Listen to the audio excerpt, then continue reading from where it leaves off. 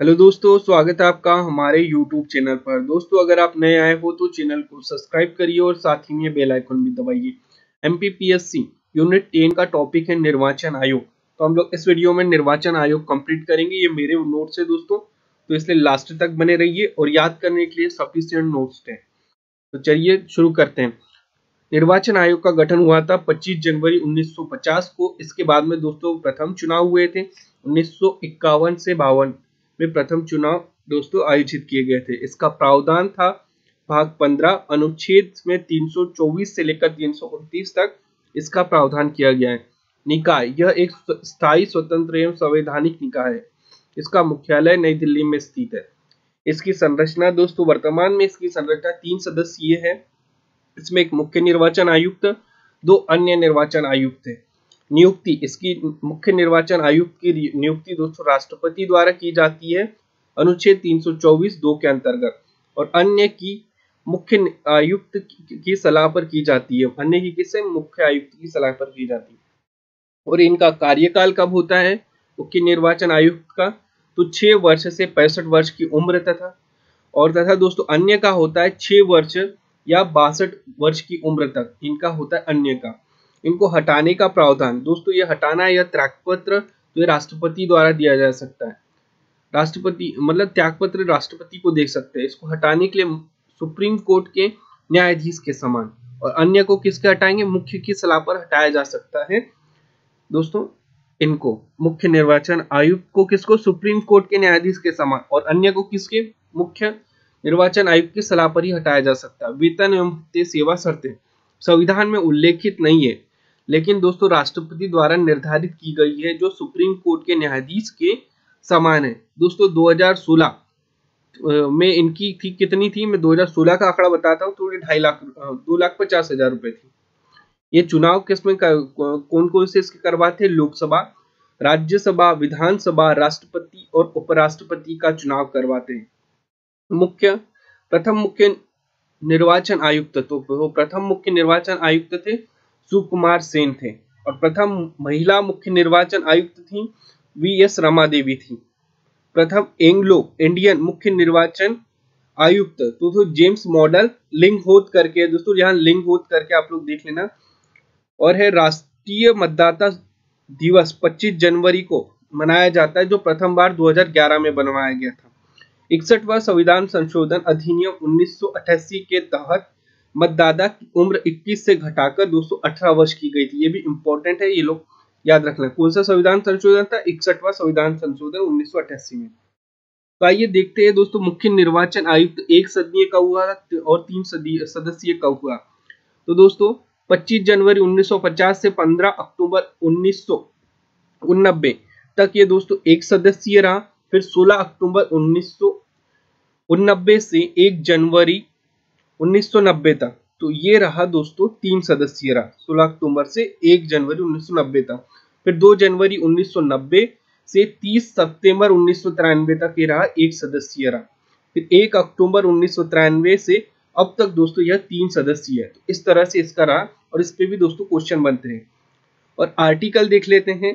तो 324वां आर्टिकल क्या बोलता है? चुनाव आयोग के दायित्व अधीक्षण और निर्देशन और नियंत्रण का कार्य करता है। तो ये दिया गया दोस्तों 324 के अंतर्गत। 325 धर्म, जाति या लिंग मतदाता के अयोग्य नहीं ठहराया जा सकता। तो इस तरह से बिना किसी बिना धर्म के, मतलब कोई भी धर्म हो सकता है इंडिया के अंतर्गत, और जाति या लिंग तो के आधार पर दोस्तों मतदान का अधिकार नहीं कर सकता, ऐसा नहीं हो सकता है। ठीक है, तो ये एक बहुत ही ज्यादा इंपॉर्टेंट पॉइंट बन सकता है। अब किसी भी धर्म के हो, जाति के हो, लिंग के हो, अब मतदान कर सकते हैं। 326 बोल सकता है लोकसभा एवं प्रत्येक राज्य की विधानसभा के लिए निर्वाचन वयस्क मताधिकार के आधार पर होगा। वयस्क मताधिकार कितना? 18 वर्ष के ऊपर में वयस्क मताधिकार इसी को बोलते हैं, जो 61वां संविधान संशोधन 1988 के तहत किया गया था। 327 बोलता है विधायिका द्वारा चुनाव के संबंध में संसद में कानून बनाने की शक्ति। तो ये संसद में कानून बनाने की शक्ति देता है 327, और 328 देता है किसी राज्य के विधानमंडल को इसके चुनाव के लिए कानून बनाने की शक्ति। तो ये दिया है 328 के अंतर्गत। और अब 329, तो 329 के अंतर्गत क्या गया है, चुनावी मामलों में अदालतों द्वारा हस्तक्षेप करने के लिए बाध्यकारी है। अब दोस्तों निर्वाचन आयोग, दोस्तों 23वें निर्वाचन आयोग के मुख्य आयुक्त कौन थे, तो सुनील अरोड़ा थे। अन्य में कौन से, अशोक लवासा और सुशील चंद्र थे। अब 24 में दोस्तों मुख्य निर्वाचन आयुक्त सुशील चंद्र हो गए हैं। दो अन्य है राजीव कुमार और है दूसरा श्री अनूप चंद्र पांडे, तो ये अन्य में हो गए हैं। याद रखना 24वां दोस्तों इंपॉर्टेंट है, 24वां मुख्य निर्वाचन आयुक्त कौन है। अब बात करते हैं चुनाव सुधार समितियां। तो चुनाव सुधार समितियां पहली आई थी दोस्तों तारकुंडे समिति, जो 1974 से 75 की। तो इसने क्या दिया था, वयस्क मताधिकार 21 से 18 कर दिया जाए और नामांकन राशि जमा करे, चुनाव व्यय का लेखा जोखा हो, तो चुनाव में कितना ज्यादा खर्च हो रहा है उसका लेखा जोखा हो। अब है दिनेश गोस्वामी समिति, तो इन्होंने क्या रिपोर्ट की थी, लूटे गए मतदान केंद्र पर पुनः चुनाव करवाए जाए, ईवीएम का प्रयोग किया जाए, और दोस्तों मतदाता फोटो पहचान पत्र, ये क्या है, जनप्रतिनिधियों का पद खाली होने की दशा में 6 माह में चुनाव किया जाए, किसमें 6 माह में चुनाव करवाया जाए। तो ये दिनेश गोस्वामी समिति द्वारा सिफारिश की गई थी। इंद्रजीत गुप्ता समिति 1998, लोकसभा एवं विधानसभा चुनाव व्यय सरकार द्वारा वहन किया जाएगा, 10,000 से अधिक चंदे की राशि ड्राफ्ट या चेक द्वारा जमा की जाएंगी।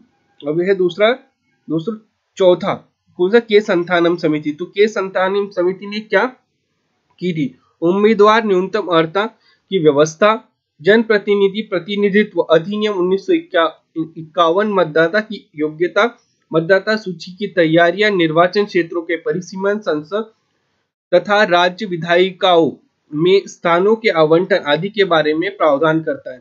नेक्स्ट है निर्वाचन आयुक्त सेवा निवृत्ति के बाद भी सरकार द्वारा अन्य दूसरी नियुक्तियों के लिए पात्र होंगे। तो ये दोस्तों ये समितियां है चुनाव आयोग की। तो दोस्तों ये आप लोग देख लेना, ठीक है। मैंने पहले अपन डिस्कस करते हैं ईवीएम के बारे में, इलेक्ट्रॉनिक वोटिंग मशीन। तो दोस्तों इसका सबसे पहले उपयोग किया गया था केरल में प्रारूप विधानसभा के 50 बूथ पर इलेक्ट्रॉनिक वोटिंग मशीन ईवीएम का प्रयोग पहली बार मई 1982 में किया गया था। फिर नवंबर 1998 में मध्य प्रदेश में 5, राजस्थान में 5 एवं दोस्तों दिल्ली में 6 विधानसभाओं के चुनाव में बड़े पैमाने पर ईवीएम का प्रयोग किया गया था। ईवीएम का प्रयोग करके 1999 में पूरा करके पहली बार 2004 में संपूर्ण आम चुनाव करवाया गया था। फिर 2009 में आम चुनाव एवं सभी विधान सभाओं के चुनाव में ईवीएम का प्रयोग होने लगा। अब बात करते हैं वीवीपैट की, voter verified paper audit trailer. तो दोस्तों ईवीएम की विश्वसनीयता के लिए इसका उपयोग किया जाता है वीवीपैट का। भारत इलेक्ट्रॉनिक्स लिमिटेड और इलेक्ट्रॉनिक कॉर्पोरेशन इंडिया लिमिटेड ने वीवीपैट मशीन को 2013 में बनाई थी। इसका सबसे पहले इस्तेमाल नागालैंड के चुनाव में 2000 इसमें किया गया था दोस्तों, तो वह किया गया था 2013 में किया गया था नागालैंड के चुनाव में। अब बात करते हैं दोस्तों मध्य प्रदेश राज्य निर्वाचन आयोग का। तो इसका गठन हुआ था 1 फरवरी 1994 में इसका गठन हुआ था मध्य प्रदेश राज्य निर्वाचन आयोग का। इसका प्रावधान दोस्तों पंचायती राज 73वें संविधान संशोधन के अंतर्गत किया गया है 11वीं अनुसूची भाग 9 में। और आर्टिकल कहां से कहां तक है पंचायती राज के, आर्टिकल 243 से 243 न तक। और जिसमें निर्वाचन का कौन सा आर्टिकल 243 या क में इसका निर्वाचन आयोग का दिया गया है। नगरीय निकाय 74वां संविधान संशोधन 12वीं अनुसूची भाग 9 का क में अनुच्छेद कहां से दिए 243 त से यह 6 तक दिए गए हैं। अनुच्छेद निर्वाचन का अनुच्छेद 243 यह क में दिया गया है इसका निर्वाचन का।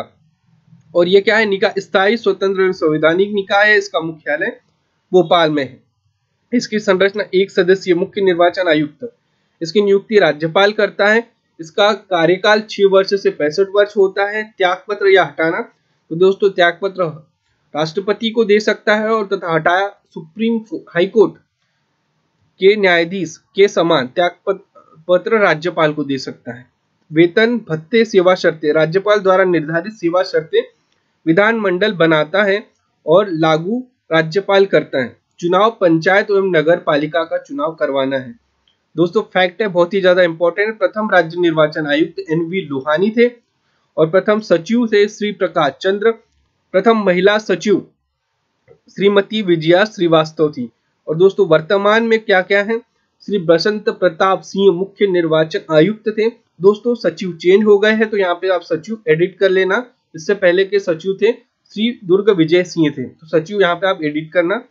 और दोस्तों मध्य प्रदेश में पंचायती राज, तो पंचायती राज दोस्तों हम लोग नेक्स्ट इसमें पढ़ेंगे। तो दोस्तों बने रहिए मोडी हमारे यूट्यूब चैनल पे साथ। तो दोस्तों चैनल को सब्सक्राइब करिए और साथ ही में बेल आइकन भी दबाइए। थैंक यू वेरी मच, मिलते हैं नेक्स्ट वीडियो के अंतर्गत।